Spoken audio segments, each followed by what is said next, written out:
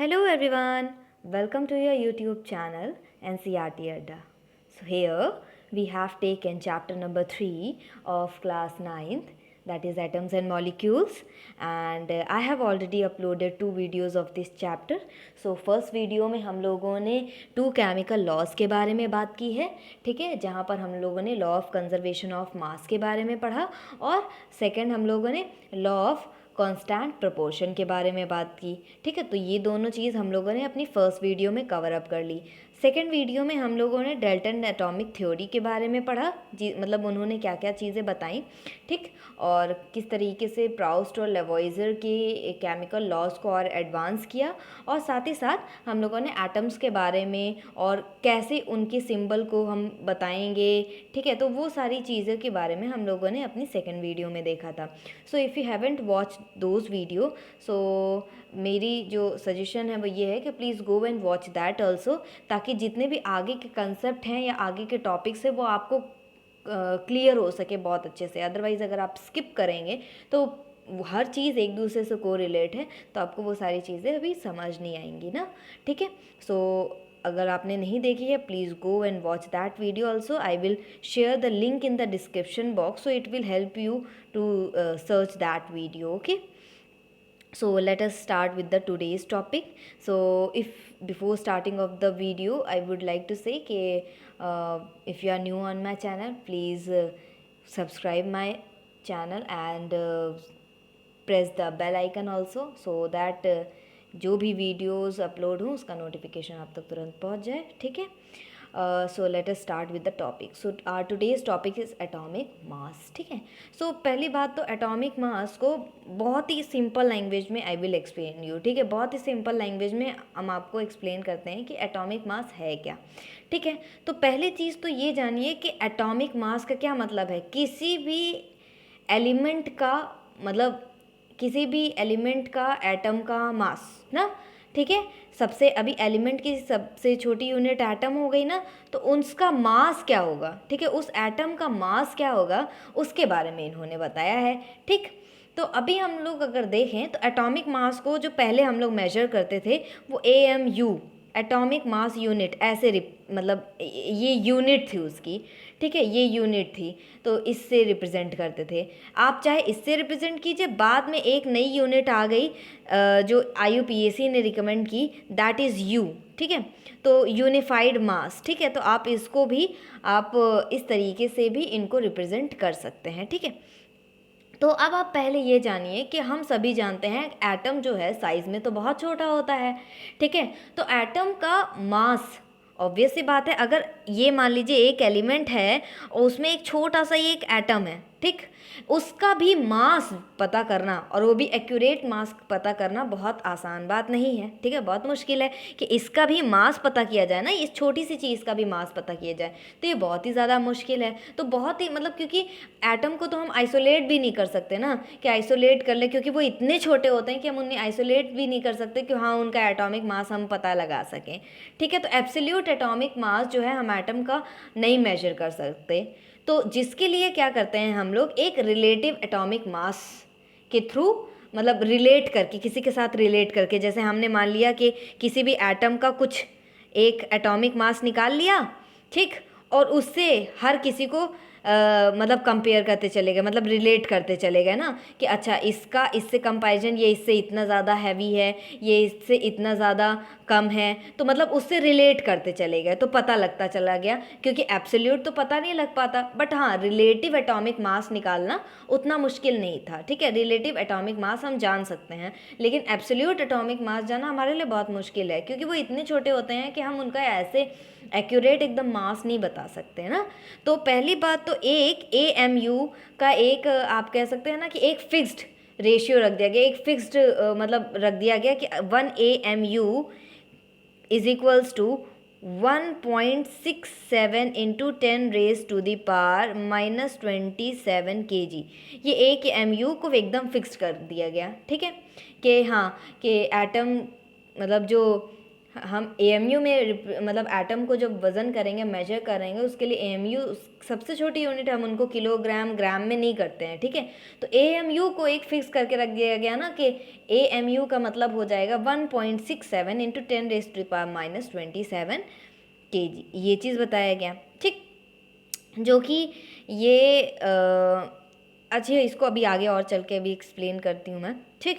फिर ये रखा गया। अब इसके बाद एक बात आती है कि हमने एटम का एक मास फिक्स कर लिया, ठीक है। हाँ, हमने एक मास फिक्स कर लिया और एक्स वाई जेड किसी भी एटम के मास को फिर हम निकाल सकते हैं ना, रिलेट करके अदर एटम से। जैसे मान लीजिए एक ये एटम था, हमने इसका मास फिक्स कर दिया और उसके बाद सबसे कोरिलेट मतलब रिलेट करते चले गए अदर एटम से, फिर हमें उसका भी मतलब रिलेटिव मास पता चलता चला गया, ठीक। तो उसके लिए हमें एक स्टैंडर्ड एटम लेना पड़ेगा, उसका एक मास जानना पड़ेगा ना। तो उसके लिए ऑब्वियस सी बात है, इतने सारे एलिमेंट्स हैं हमारे पीरियोडिक टेबल, इतने सारे एलिमेंट्स हैं, हम कौन सा एटम ले ना। तो कौन सा एटम ले कि हाँ उनसे हम कंपैरिजन कर सके और सारी चीज़ें मतलब रिलेट कर सके अलग अलग मासेस को। So we need to choose some standard atom, ठीक, जिसका भी जो मास हो हम स्टैंडर्ड ले पाएँ। तो पहले जो स्टैंडर्ड एटम के लिए एलिमेंट चुना गया वो हाइड्रोजन चुना गया, ठीक है। इसको बहुत ही आसान वे में आई एम एक्सप्लेनिंग यू, ठीक है, बहुत ही सिंपल लैंग्वेज में, ताकि आपको कोई डिफ़िकल्टी नहीं हो, ठीक है। बहुत ही सिंपल लैंग्वेज में एक्सप्लेन कर रही हूँ, ठीक। तो उसके बाद पहला एटम जो लिया गया वो हाइड्रोजन लिया गया, ठीक। हाइड्रोजन जब लिया गया तो हाइड्रोजन को मतलब कुछ दिन बाद इसको मतलब डिस्कार्ड कर दिया गया, हटा दिया गया और कार्बन से रिप्लेस कर दिया गया, ठीक है। किससे रिप्लेस कर दिया गया? कार्बन से रिप्लेस कर दिया गया। क्यों? क्योंकि जो हाइड्रोजन होता है ना, उनके वो नेचर में 3 फॉर्म्स में मतलब एग्जिस्ट करते हैं, मतलब मिलते हैं। जैसे कि H1 H1 2, ठीक है, इस तरीके से मतलब कि इनका जो मासेस रहेंगे ना, इनके जो एलिमेंट्स एक ही रहेगा लेकिन डिफरेंट एटॉमिक मास मतलब मासेस होते हैं, मतलब आइसोटोप्स फॉर्म में। इसे हम लोग आइसोटोप्स बोलते हैं ना, जिन मतलब सेम एलिमेंट्स रहें लेकिन उनके जो एटॉमिक मासेस हों वो डिफरेंट। तो अभी आप नेक्स्ट चैप्टर में आइसोटोप्स आइसोबार्स पढ़ेंगे तो उसको और अच्छे से आपको क्लियर हो जाएगी वो चीज़ें। तो अभी आप परेशान नहीं होइए कि हाँ ये क्या बता दिया गया, ऐसा अभी नहीं है। तो हाइड्रोजन जो था, ठीक है, वो 3 फॉर्म्स में मिलता है, ठीक। तो H1 H2 H3, ठीक है, ऐसे आइसोटोप्स जब सेम एलिमेंट्स हो बट डिफरेंट मास में मिलते हैं तो उन्हें आइसोटोप्स कहते हैं। तो ऐसे नहीं है, इनका अब ये भी मास है, ये भी मास है और ये भी मास है।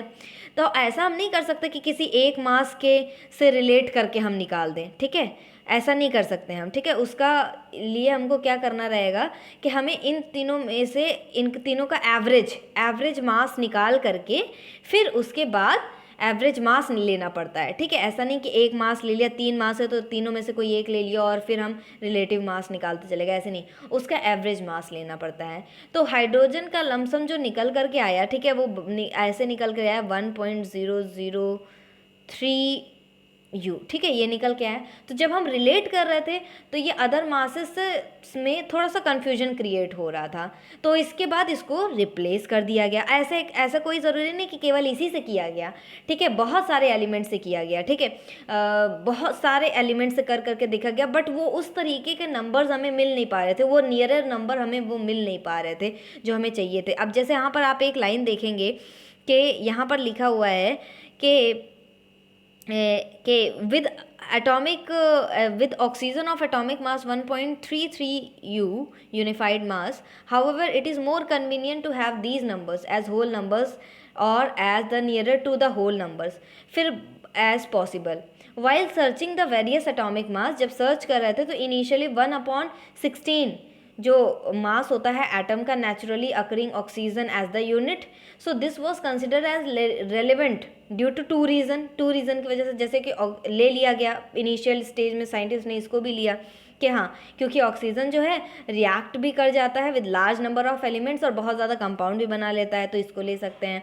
और इसका जो एटॉमिक मास यूनिट होता है and this gave masses of most of the elements as the whole number, ठीक। लेकिन 1961 में यूनिवर्सली एक्सेप्टेड हुआ atomic mass unit carbon 12 isotope choose किया गया, कार्बन 12 आइसोटोप क्यों बोला जा रहा है आइसोटोप? अभी हम लोगों ने बोला ना कि जिसकी एलिमेंट सेम हो लेकिन एटॉमिक मासेस डिफरेंट हो। इसके भी एटॉमिक मास एक और है, ठीक है, C12 है और C14 भी होता है, ठीक है। लेकिन जो ये C14 है, ठीक है, वो आपका जो यूज़ होता है वो रेडियो एक्टिव फॉर्म में होता है। तो हम ज़्यादा तक C12 को ही कंसिडर करते हैं क्योंकि इसे हम ज़्यादा तक यूज़ करते हैं। मतलब अपने जनरल में हम लोग अगर देखें जनरली तो हम इन्हीं का यूज़ करते हैं। तो ये एक स्टैंडर्ड यूनिट ली गई, ठीक है। तो अब ये जब स्टैंडर्ड यूनिट ली गई तो ये एक स्टैंडर्ड रेफरेंस थी ताकि हम एटॉमिक मासेस को चूज़ कर सकें। बहुत सारी चीज़ें, बहुत सारे एलिमेंट्स को देखा गया, लेकिन एक 1961 में यूनिवर्सली एक्सेप्ट किया गया एटॉमिक मास यूनिट को, कार्बन 12 आइसोटोप को चूज़ किया गया as the standard reference for measuring atomic mass, ठीक है। अब इसको कैसे मेजर किया जाएगा? पहली चीज़ कि अब इसको समझिए कि मान लीजिए हमने ये कार्बन का एटम लिया है, ठीक है, समझिएगा, ध्यान से समझिएगा, ये हमने कार्बन का एटम लिया, इसको हमने 12 पार्ट्स में कर दिया, ठीक है, 1 2, ठीक है, 1 2 3 4, ये कितना हो गया, 1 2 3 4 5 6 7, ठीक है, 1 2 3 4 5 6 7 8, फिर 9 10, ठीक है। अब इसको बराबर से बांटना है, ठीक है, अभी ये बराबर से नहीं है, इस तरीके से इसको आपको बराबर से बांट लेना है, ठीक है।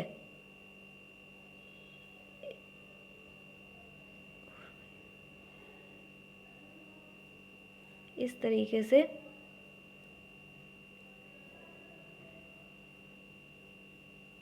आपको बराबर तरीके से इसको बांट लेना है, ठीक है, 12 पार्ट्स में, ठीक है, 12 पार्ट्स में आपको इसे बांट लेना है, ठीक।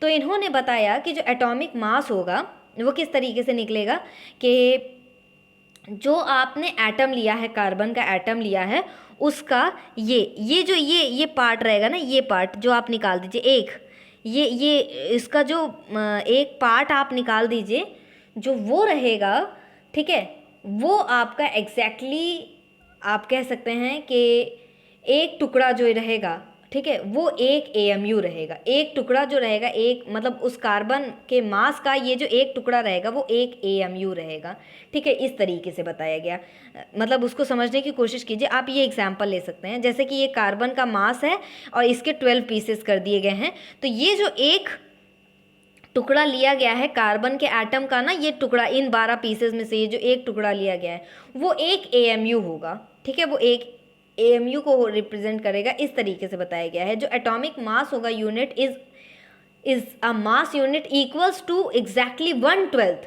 Of the mass of the one atom of carbon atom. तो अब इसको इससे रिलेट किया जाएगा। अब जैसे कि अगर एटॉमिक मास अगर बोला जाए हीलियम का इस 4 AMU, ठीक है, अगर बोला जाए एटॉमिक मास जो है हीलियम का इस 4 AMU, इसका मतलब क्या हुआ? तो आप बोलेंगे कि it is 4 times heavier than 1/12 of carbon atom, 1/12 of carbon atom. I hope you all are understanding. जिसे अभी इसको और सिंपल लैंग्वेज में जैसे देखिए, कार्बन 12 को लिया गया, कार्बन 12 से के रिस्पेक्ट में सारी चीज़ों को हम रिलेट करके उनका मास निकाल रहे थे, ठीक है, ठीक है, उनसे फिर रिलेट करके मास निकालना काफ़ी आसान हो गया, ठीक है। तो हम ये कह सकते हैं ना कि हम लोगों ने काफ़ी सारे एलिमेंट्स लिए, लेकिन इससे जो मासेस है ना वो उसमें काफ़ी ज़्यादा डेसिमल्स या पॉइंट्स में ऐसे करके आ रहे थे। इसमें हमें एकदम एग्जैक्टली मतलब अप टू द मार्क हमने जब करके देखा तो काफ़ी अच्छे से हमें उनके मासेस देखने को मिल रहे थे। तो हमने कार्बन का लिया, तो इसका मतलब क्या हुआ कि one atomic mass unit is a mass unit, one atomic mass 1 AMU, 1 AMU is a mass unit equals to 1/12 of the mass of one atom of carbon 12। समझ में आ रहा है ना कि आपका ये कार्बन एटम है, इसके 12 पार्टिकल्स किए गए, ठीक है, 12, ठीक है, क्योंकि इसका जो एटॉमिक मास होता है, ठीक है, वो कितना होता है 12, ठीक है, तो 12 लिया गया, ठीक। इसका जो ये वन पार्ट है वो एक AMU होगा, ठीक है। तो इस तरीके से आप ये चीज़ समझ सकते हैं, तो वो चीज़ बताई गई है। अब उस तरीके से ये कंपैरिजन किया जाएगा, तो ये एक स्टैंडर्ड यूनिट हो गई, ठीक है। तो एक ये स्टैंडर्ड यूनिट, एक स्टैंडर्ड एटम हमने कार्बन 12 ले लिया, ठीक है, कार्बन जो कि आइसोटोपिक फॉर्म में मिलता है, ठीक है, आइसोटोपिक मतलब C12 और C14 फॉर्म में दोनों में मिलेगा, लेकिन हम 12 को कंसिडर स्टैंडर्ड यूनिट कंसिडर करते हैं क्योंकि इन्हीं का हम ज़्यादा तक यूज़ करते हैं, नॉट दिस वन, ठीक है। ये तो रेडियो एक्टिव फॉर्म में रहता है, तो हम C12 को कंसिडर करते हैं। तो इस तरीके से जो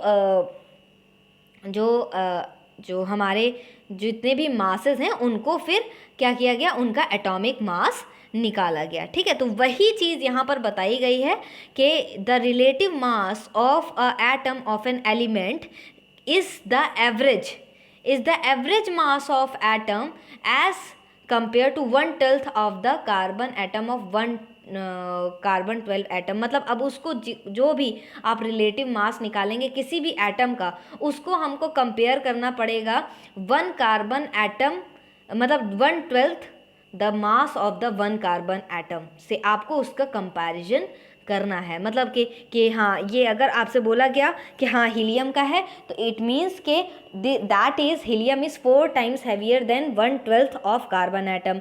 इसी तरीके से अगर बोल दिया गया सोडियम का, तो हाँ मतलब उसका जो क्या होता है कि अगर बोला गया कि atomic mass of sodium is 23 AMU, तो उसका मतलब हो गया कि जो सोडियम है it is 23 times heavier than 1/12 of carbon atom, ठीक है। तो इस तरीके से मासेस को निकाला गया, ठीक है, इस तरीके से निकाला गया, ठीक है। तो आप इसे 2-3 बार पढ़ेंगे ना तो आपको और चीज़ें अच्छे से क्लियर हो जाएंगी, ठीक। तो हाइड्रोजन का जैसे एटॉमिक मास 1 है, कार्बन का 12 है, नाइट्रोजन का 14 है और सोडियम का 23, ऑक्सीजन का 16 है। तो ये इसी से कंपैरिजन करके, कार्बन से कंपैरिजन करके सारी चीज़ें निकाली गई। मैग्नीशियम का 24, सल्फर का 32, क्लोरीन का 35.5 और कैल्शियम का 40। तो आपको इसे लर्न करना पड़ेगा एटॉमिक मास, ठीक है। एटॉमिक मास आपको लर्न करना पड़ेगा ताकि सारी चीज़ें आपको और अच्छे से आप मतलब समझ में आए, ठीक। क्योंकि ये आपको आगे न्यूमेरिकल्स में जा करके इसकी ज़रूरत पड़ने वाली है आपको, ठीक है। तो कहीं कहीं पे तो दिया रहता है but sometime it is not given, so आपको याद भी रखना चाहिए। आपको याद रखेंगे ना तो आपके लिए 11th-12th के लिए बहुत अच्छा हो जाएगा, ठीक है। अब यहाँ पर है कि एटम्स जो है मोस्ट ऑफ द एलिमेंट्स, अब मतलब हाउ डू एटम्स एग्जिस्ट।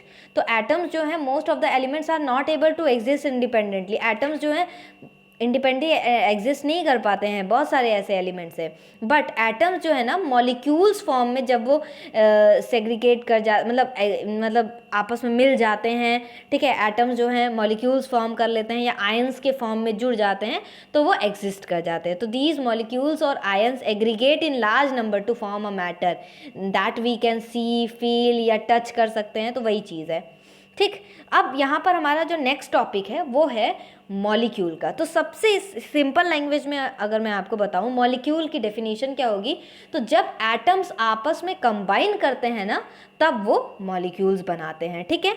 तब वो क्या बनाते हैं, मॉलिक्यूल्स बनाते हैं। या आप ये कह सकते हो कि जो कंपाउंड की स्मॉलेस्ट यूनिट होती है ना, कंपाउंड की, ठीक है, कंपाउंड की स्मॉलेस्ट यूनिट होती है उसे हम लोग मॉलिक्यूल बोलते हैं। और एलिमेंट की स्मॉलेस्ट यूनिट क्या होती है, एटम होती है, ठीक है। तो जनरली अगर हम एटम मॉलिक्यूल्स की बात करें तो molecules is in a general group of 2 और मोर एटम। जब 2 या 2 से ज़्यादा atoms they are chemically bonded together या tightly held together in a attractive force, जैसे H2O की बात कर लें हम लोग, ठीक है।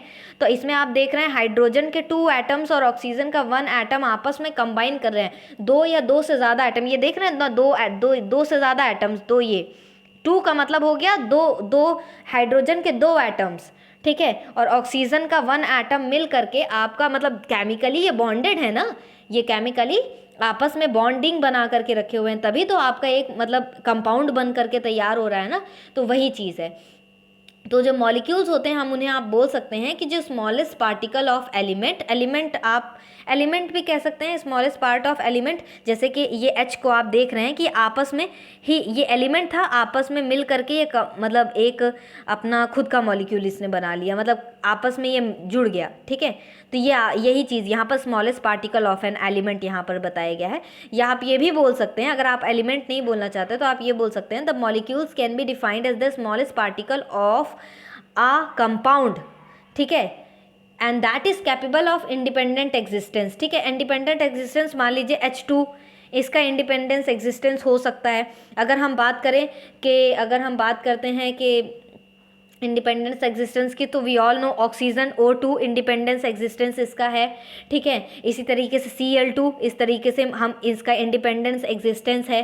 तो मतलब ये कैपेबल है इंडिपेंडेंट एग्जिस्टेंस के लिए, and they show all the properties of that substance. ये जो भी प्रॉपर्टीज होगी उस सब्सटेंस की वो शो करेंगे वो, ठीक है। तो जो मॉलिक्यूल होता है, and molecule can be defined as the smallest particle of a element. Smallest particle of the element का मतलब वो है कि अगर जो दो एलिमेंट्स हैं आपस में मतलब कंबाइन कर गए, ठीक, इस तरीके से भी हो सकता है, ठीक, या कंपाउंड के फॉर्म में H2O, ठीक है, ये भी हो सकता है, ठीक है। Compound is capable of independent existence, show all the properties of that same substance. अब जैसे अगर हम वाटर को ले लें तो वाटर में जो एक एक इसका मॉलिक्यूल रहेगा, ठीक है, मॉलिक्यूल जितने भी इसके पार्टिकल्स रहेंगे वो सब, मान लीजिए ये पार्टिकल्स हमने लिए, उसमें H2O का मतलब हम देख सकते हैं ना प्रॉपर्टी, यहाँ चाहे हम यहाँ से पानी उठाएं, चाहे नीचे का पानी उठाएं, चाहे यहाँ का वाटर मतलब मॉलिक्यूल ले लें, चाहे हम यहाँ का वाटर मॉलिक्यूल ले लें, जहाँ का भी हम लेंगे उसमें हम देखेंगे H2O रहेगा, मतलब कि ये आपका कंपाउंड सब में रहेगा, और वो सारी प्रॉपर्टीज़ इसी तरीके की शो करेगा जो यहाँ का पानी है और जो यहाँ का पानी है, दोनों में इस तरीके से ना, they show all the properties of the substance, ठीक। तो जो एटम्स होते हैं ना, atoms of the same element और a different element can join together to form a molecule, जो अभी मैंने बताया, ठीक। अब यहाँ पर बात आती है मॉलिक्यूल्स ऑफ एलिमेंट्स। अब जैसे कुछ एलिमेंट्स ऐसे होते हैं ना, जैसे मॉलिक्यूल्स हैं हमारे, कुछ हमारे मॉलिक्यूल्स ऐसे होते हैं जो कि मतलब ऐसे जैसे सिंगल फ्रीली एग्जिस्ट करते हैं। तो अगर हम लोग बात करें पीरियोडिक टेबल की, अभी आप नीचे आते हैं, हम लोग पीरियोडिक टेबल देखते हैं, तो जब हम लोग इनर्ट गैसेस जिन्हें हम बोलते हैं ना नोबल गैसेस, वो अधिकतर करके फ्रीली एग्जिस्ट करती हैं। जैसे आप यहाँ पर देख सकते हैं, ठीक है, हीलियम है, नियॉन है, आर्गन है, क्रिप्टॉन है, जेनॉन है। तो ये सारी गैसेस मतलब ये इनर्ट गैसेस हैं, मतलब ये फ्रीली एग्जिस्ट करती हैं, किसी के साथ कंबाइन करना ये पसंद नहीं करती हैं, ठीक है। तो ये फ्रीली एग्जिस्ट करती हैं, तो इन्हें हम लोग मोनो एटॉमिक बोलेंगे, ठीक है। क्या बोलेंगे? मोनो एटॉमिक बोलेंगे, क्योंकि ये ज़्यादा किसी के साथ क्या करती हैं, कंबाइन नहीं करती हैं, ठीक है। तो इसी तरीके से ये देखिए ना, molecules of many elements such as this made up of only one atom of that element, जैसे हीलियम, आर्गन, ठीक है, ये इनर्ट गैसेस हैं, ये अपने अकेले फ्रीली रहना एग्जिस्ट करती है, तो इन्हें हम लोग मोनो एटॉमिक बोलते हैं, ठीक है। अब कुछ ऐसी होती हैं जो कि मतलब दो एटम्स के साथ कंबाइन करके रहना पसंद करती हैं, जैसे O2 ऑक्सीजन, दो के साथ मतलब दो एटम्स आपस में कंबाइन करते हैं ऑक्सीजन के, वो एग्जिस्ट कर जाते हैं। फिर Cl2 आप ले सकते हो, ठीक है, F2 भी आप ले सकते हो फ्लोरीन का, ठीक है, और फिर उसके बाद ब्रोमाइन का आप ले सकते हो, ठीक है, और इसके बाद फिर आप लोग उसका ले सकते हो H2 हाइड्रोजन का भी ले सकते हो। तो ये सब ज़्यादातर मतलब दो एटम्स जो रहेंगे ना उस एलिमेंट के, इसमें क्लोरीन के दो एटम्स, फ्लोरीन के दो एटम्स, हाइड्रोजन के दो एटम्स, ठीक है, और ब्रोमाइन के दो एटम्स, ठीक है। तो इस तरीके से वो क्या करते हैं कि एग्जिस्ट करना पसंद करते हैं। तो इस तरीके से इनको हम लोग डायएटॉमिक क्या बोलते हैं, डायएटॉमिक बोलते हैं। अब जैसे इनको मोनो एटॉमिक बोला तो इनको डायएटॉमिक बोला। फिर इसके बाद आते हैं आपके ट्रायएटॉमिक भी आते हैं। जैसे ऑक्सीजन है, ऑक्सीजन का अगर हम लोग देखें, ऑक्सीजन देखिए, ऑक्सीजन O3 ओजोन जिसे हम कहते हैं ना, 3 फॉर्म में एग्जिस्ट कर जाता है, ठीक है, तो इसे हम लोग ट्रायएटॉमिक बोलते हैं, ठीक। इसके बाद अगर इसके बाद ट्रायएटॉमिक के बाद अगर जो एटम्स हैं, ठीक है, 4 या 4 से ज़्यादा, ठीक है, 4 या 4 से ज़्यादा फॉर्म में एग्जिस्ट करेंगे, ठीक है, मतलब आप 4 या 4 से ज़्यादा पाए जाएंगे, ठीक है, उस एलिमेंट में या एग्जिस्ट करने के लिए, तो फिर आपको वो क्या होंगे, वो पॉलीएटॉमिक कहलाएंगे। जैसे कि अगर हम लोग देखें किसको, फॉस्फोरस को लेते हैं, ठीक है, फॉस्फोरस P4 ऐसे लिखते हैं, ठीक है, तो वो इस तरीके से एग्जिस्ट करता है, ठीक है, P4, तो इसे हम लोग टेट्रा एटॉमिक बोलेंगे, ठीक है, फॉस्फोरस। इसी तरीके से सल्फर को अगर हम बोलेंगे तो चाहे आप पॉलीएटॉमिक बोलिए और चाहे आप सल्फर S8 के फॉर्म में ऐसे एग्जिस्ट कर पाता है, ठीक है, S8 के फॉर्म में, ठीक है, एग्जिस्ट करता है, तो उसे हम लोग बोलते हैं ऑक्टा एटॉमिक, ठीक है, ऑक्टो एटॉमिक, या आप इसको 4 के बाद आप पॉली एटॉमिक आप बोल सकते हैं, ठीक है, पॉली एटॉमिक, क्योंकि 4 या 4 से ज़्यादा। तो अब यहाँ पर आप एक वर्ड देख रहे होंगे एटॉमिसिटी। एटॉमिसिटी क्या है? एटॉमिसिटी कुछ नहीं है। एटॉमिसिटी का मतलब होता है कि किसी मॉलिक्यूल्स में कितने नंबर ऑफ एटम्स मिल के एक कंपाउंड बना रहे हैं। अब जैसे इसमें आप लोगों ने देखा कि हाँ, यहाँ पर 2 एटम्स मिल कर के एक आपका मतलब 2 एटम्स ऑक्सीजन के मिल रहे हैं, ठीक। इसके बाद आप देख रहे हो कि अभी हम लोगों ने बात की ओजोन की, O3, ठीक है। तो ये आपके 3 एटम्स, नंबर ऑफ एटम्स मिल करके, ठीक है, किस तरीके से कंपाउंड बना रहे हैं, कोई भी कंपाउंड बना रहे हैं, तो इसी को हम लोग एटॉमिसिटी बोलते हैं कि किसी भी मॉलिक्यूल में कितने नंबर ऑफ एटम्स मिल के वो कंपाउंड बना रहे हैं, उन्हें हम लोग उसी को हम एटॉमिसिटी बोलते हैं। तो अगर आपको एटॉमिसिटी बोला जाए, एटॉमिसिटी का मतलब हो गया कि it is the number of atoms in a molecules of a compound, ठीक है। तो ये चीज़ है। तो यहाँ पर वही चीज़ बताई गई है, the number of atoms constituting a molecule is known as atomicity. वही जो मैंने बताया कि किसी भी मॉलिक्यूल में कितने नंबर ऑफ एटम्स मिलके एक कंपाउंड बना रहे हैं, वो उसकी एटॉमिसिटी है, ठीक। तो metals and some other elements such as carbon do not have simple structure but consist of a very large and indefinite number atoms bonded together, ठीक है। तो ये अभी हम लोग आगे पढ़ने वाले हैं, ठीक है। तो अब यहाँ पर एक चीज़ और आती है कि मॉलिक्यूल्स ऑफ कंपाउंड। अभी हम लोगों ने किसकी बात की? मॉलिक्यूल्स ऑफ एलिमेंट्स, ठीक है। कैसे एलिमेंट्स के, देखिए O2, O3, Cl2, ठीक है, O और P4, इस तरह ये एलिमेंट्स थे ना, ये कैसे कंबाइन कर रहे थे, ये मॉलिक्यूल्स एलिमेंट्स के थे। अब हम कंपाउंड्स के मॉलिक्यूल्स की बात करेंगे, ठीक है, मॉलिक्यूल्स ऑफ कंपाउंड्स के बारे में बात करेंगे। जैसे कि यहाँ पर है ना कि कंपाउंड का मतलब क्या है। पहली बात तो ये जानिए कि कंपाउंड का मतलब क्या है। तो पहली बात तो ये जानिए कि कंपाउंड क्या है ना, कंपाउंड। तो अभी हम लोगों ने जब पढ़ा था इस matter around us pure chapter, तो थोड़ा सा उसे रिवाइज कर लेते हैं। वहाँ पर हमने क्या पढ़ा? वहाँ पर हमने क्या पढ़ा था? कंपाउंड क्या होता है? जब एटम्स ऑफ डिफरेंट एलिमेंट्स, मतलब कि डिफरेंट जो एलिमेंट्स हैं, जब आपस में कंबाइन करते हैं कुछ डेफिनेट प्रपोर्शन में, तो वो कंपाउंड फॉर्म करते हैं ना। तब वो क्या फॉर्म करते हैं? तब वो कंपाउंड फॉर्म करते हैं ना। तो atoms of different elements combine together in a definite proportion to form a compound, ठीक। इतना है, आपको याद होगा बेसिकल, आई होप आपको थोड़ा बहुत याद होगा, ठीक। रिवीजन करते चलिएगा, ठीक है। रिवीजन जब आप करते चलेंगे ना, तो आपके लिए बहुत अच्छा होगा सारी चीज़ों को रिकॉग्नाइज़ करना, क्योंकि हर एक चैप्टर आगे किसी ना किसी चीज़ में को रिलेट वो करते ही हैं। इसीलिए आपको ये बहुत ज़रूरी है। अब आप लोग बड़ी, मतलब you all have reach to that class कि आप लोग ना एक चैप्टर का मतलब को रिलेशन हमेशा उसके आगे आने वाले चैप्टर से या उसके पीछे वाले चैप्टर से हमेशा वो आपस में को रिलेट करते रहते हैं। तो आपको उसको याद रखना बहुत ज़रूरी है। तो अब याद कैसे रखना है? जब तक आप रिवीजन नहीं करोगे तब तक वो चीज़ रिवाइज़ नहीं होगी ना। तो इसलिए आपको रिवाइज़ करना हमेशा बहुत ज़रूरी है। आप एटलीस्ट 1 डे, ठीक है, वीक में 1 डे आप ज़रूर निकालें कि आप हर चीज़ को रिवाइज़ करते चले। और एनसीईआरटी तो बहुत मेन है, ठीक है। जो भी बच्चे आगे चल के कॉम्पिटिटिव एग्ज़ाम्स की तैयारी कर रहे हैं, तो अगर अभी से उनका बेस अगर स्ट्रॉन्ग रहेगा तो आगे चल के उनको बहुत ज़्यादा डिफ़िकल्टी नहीं होने वाली है, ठीक है। I can guarantee you.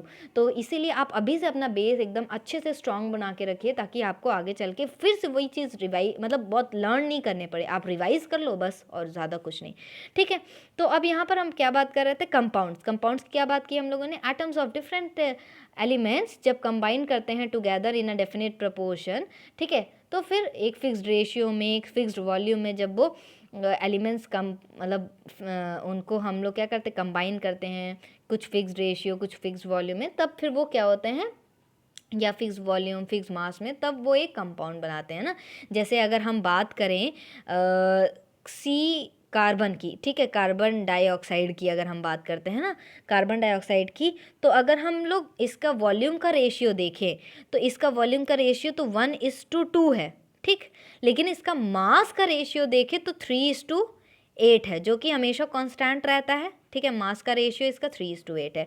तो वही चीज़ यहाँ पर बताई गई है, ठीक है, बेसिकली कि जो मॉलिक्यूल्स होते हैं, ठीक है, कुछ कंपाउंड्स के, वो क्या होते हैं कि फिक्स होते हैं, ठीक है। जैसे कि अगर हम बात करें और सबसे बड़ी चीज़ कि जो मॉलिक्यूल्स होते हैं वो they are always written in a respective molecular formula, ठीक है, कुछ उनका फार्मूला होता है। जैसे अगर हमको कार्बन डाइऑक्साइड लिखना है, ठीक है, तो कोई ज़रूरी हम पूरा ऐसे कार्बन डाइऑक्साइड ऐसे नहीं लिखेंगे, तो उसका एक रिस्पेक्टिव मॉलिक्यूलर फार्मूला होता है, ठीक है। मॉलिक्यूलर फार्मूला क्या है, मतलब उसका कुछ सिम्बॉलिक रिप्रेजेंटेशन है उस मॉलिक्यूल का, तो हम उसको रिप्रेजेंट करते हैं ना, CO2, ठीक है, इस तरीके से हम रिप्रेजेंट करेंगे, हम पूरा नहीं लिखेंगे। तो केमिस्ट्री में कुछ ऐसे टर्म मतलब हमको कुछ मॉलिक्यूलर फार्मूला के थ्रू हमको हर एक चीज़ को रिप्रेजेंट करना होता है ना। जैसे अगर हमको हाइड्रोजन सल्फाइड को रिप्रेजेंट करना होगा, ठीक है, तो हम H2S करके रिप्रेजेंट करेंगे, ठीक है। कार्बोनिक एसिड को करना होगा तो H2CO3 करके रिप्रेजेंट करेंगे। तो ये सारी चीज़ें हैं ना। तो अब जैसे यहाँ पर अगर हम लोग देखें वाटर को, देखिए वाटर का ही सबसे पहले एग्जाम्पल आया, तो वाटर में क्या होता है H2O, ठीक है। तो अगर हम इसका एटॉमिक नंबर, मतलब अगर हम लोग वॉल्यूम के हिसाब से इसका रेशियो देखें तो 2:1 है, ठीक। लेकिन अगर इसका रेशियो निकालें मास के थ्रू, ठीक है, इसका मास बाय रेशियो अगर निकालें तो 1:8 है, जो कि हमेशा कांस्टेंट है। और मैंने बताया था कि कैसे निकलता है कांस्टेंट रेशियो, ठीक है, मतलब कि आपका कांस्टेंट प्रोपोर्शन का ये जो डेफिनेट प्रोपोर्शन है रेशियो के मास का कैसे निकलता है। जैसे कि मान लीजिए हाइड्रोजन है, ठीक है, अभी दोबारा से मैं यहाँ पर एक्सप्लेन कर दे रही हूँ, ठीक है, कैसे है, H है, 2 है, O है, ठीक है, पहला चीज़ है। तो वी ऑल नो कि हाइड्रोजन का जो एटॉमिक मास होता है वो 1 होता है। अब देखिए आपको ना एटॉमिक मास लर्न करना पड़ेगा, एटलीस्ट 30 तक आप atomic mass plus atomic number periodic table के हिसाब से आप लर्न कर लीजिए, ठीक है। ये देखिए यहाँ पर है ना, I will show you in periodic table, जैसे कि ये है आपका पीरियोडिक टेबल। तो आपको एटलीस्ट 30 तक, ठीक है, 30 तक आपको जिंक तक लर्न कर लेना है, atomic mass plus atomic number, ठीक है। तो वो आपको मतलब लर्न कर लेना है। तो जैसे हाइड्रोजन है, हीलियम है, ठीक है, हाइड्रोजन है, हीलियम है, फिर लिथियम है, बेरिलियम है, बोरॉन है, कार्बन है, नाइट्रोजन है। तो आपको इनका atomic number plus atomic mass learn होना चाहिए। तो आप जब लर्न कर लोगे तो आपके लिए बहुत ज़्यादा डिफ़िकल्ट नहीं होगा किसी का भी कांस्टेंट प्रोपोर्शन निकालना, ठीक है। तो अब जैसे हम लोगों ने यहाँ पर देखा कांस्टेंट प्रोपोर्शन, अब यहाँ पर जो चीज़ निकाली गई है अभी यहाँ पर मैं बताती हूँ कैसे। जैसे H लिया गया, 2 लिया गया, O लिया गया, तो हमको एटॉमिक मास जो होता है हाइड्रोजन का वो 1 होता है, ठीक है, ठीक। और यहाँ पर लेकिन ये मॉलिक्यूल्स कितने हैं, 2 मॉलिक्यूल्स है। तो यहाँ पर हम लोग 2 × 1, 2 × 1 क्यों, ये 2 है और इसका एटॉमिक मास कितना है, 1 है, तो 2 × 1, ठीक है। तो आपका कितना आ जाएगा, मतलब 1 × 2 या 2 × 1, 2 आ जाएगा आपका, ठीक। यहाँ पर इस 2 लगाया, इसका एटॉमिक मास कितना होता है, वो होता है 16, ठीक है, कितना होता है, 16 होता है। फिर आप इसको कट कर लो, ठीक है, कट कैसे, 2 × 1 = 2, कितना होता है, तो कितने जा जाएगा, 2 × 8 = 16, तो 1:8 का रेशियो आ गया ना। तो ये कांस्टेंट रहेगा। इसी तरीके से लेकिन जब अगर हम वॉल्यूम के हिसाब से इनका रेशियो देखें तो किस हिसाब से रहेगा इनका, जैसे H2O तो 2:1 का रेशियो है ना, 2:1 का रेशियो है वॉल्यूम के हिसाब से, ठीक। इसी तरीके से अमोनिया है, अमोनिया का फॉर्मूला होता है NH3, मतलब हम मॉलिक्यूलर फार्मूला क्या होगा उसका, NH3। तो नाइट्रोजन का एटॉमिक मास कितना होता है, 14 होता है, और हाइड्रोजन का कितना होता है, 1 होता है, लेकिन मॉलिक्यूल कितने हैं, 3, तो 1 × 3, तो कितना आ जाएगा, 3, और इसका कितना, नाइट्रोजन का कितना था, 14, ठीक। तो 14:3 इसका रेशियो बाय मास आ जाएगा, लेकिन रेशियो बाय जब वॉल्यूम निकालेंगे तो 1:3 निकलेगा, ठीक है। I hope you all are understanding what I want to say, ठीक है, बहुत इंपॉर्टेंट है इसको समझना, ठीक है। इसी तरीके से कार्बन डाइऑक्साइड का देखें तो CO2, ठीक। तो अगर हम लोग इसका रेशियो बाय वॉल्यूम देखें तो 1:2 है, लेकिन अगर हम लोग रेशियो बाय मास देखें तो 3:8 है ना, क्योंकि कार्बन का एटॉमिक जो, इसका भी मैं निकाल के बता देती हूँ। जैसे कार्बन है, ऑक्सीजन है, O2 है ये, ठीक। कार्बन का एटॉमिक मास होता है वो कितना होता है, 12 होता है, ठीक। और इसका कितना होता है 16 होता है, लेकिन यहाँ पर कितने मॉलिक्यूल हैं 2 हैं, तो 16 इंटू 2 कितना हो गया 32 हो गया, 32 हो गया, ठीक 32 हो गया। अब आप इसको कट कर लो, ठीक है, कितना जा जाएगा 4 की टेबल से आप काटोगे 4 3 सा 4 8 सा, ठीक, तो 3:8 का रेशियो है वो हमेशा कांस्टेंट रहेगा, ठीक है। तो इस तरीके से है मॉलिक्यूल्स ऑफ सम कंपाउंड्स, उसी तरीके से यहाँ पर निकाल करके बताया गया है, ठीक है, और वो आपको लर्न करना है। और यहाँ पर ये एटॉमिक यहाँ पर देखिए, यहाँ पर जो number of atoms for water जो 2:1 का रेशियो मैंने बताया था, वो इस तरीके से यहाँ पर निकाल करके बताया गया है कि the ratio of number of atoms for water is 2:1, लेकिन जो रेशियो बाय मास रहेगा वो कितना रहेगा, हमेशा 1:8 रहेगा, ठीक है। तो यहाँ पर वो चीज़ वॉल्यूम का रेशियो यहाँ पर बताया गया है सिंपलेस्ट, ठीक है, तो वो चीज़ है, ठीक। So in this video we will study till here and I hope you all have understood this. एक बार आपको क्या करना है कि अच्छे से एक बार, जब अभी इस वीडियो को देखने के बाद आपको अच्छे से दोबारा से सारी चीज़ें रीड कर लेनी है। जब आप रीड कर लोगे तो और आपको अच्छे से सारी चीज़ें क्लियर हो जाएंगी, ठीक है। तो see you in the next video. I will in the next video we will talk about ions and how can we form a chemical formula. So we will see in next video. Okay, so please, if you like my video, like it, subscribe and share with your friends also. Okay, see you soon. Thank you.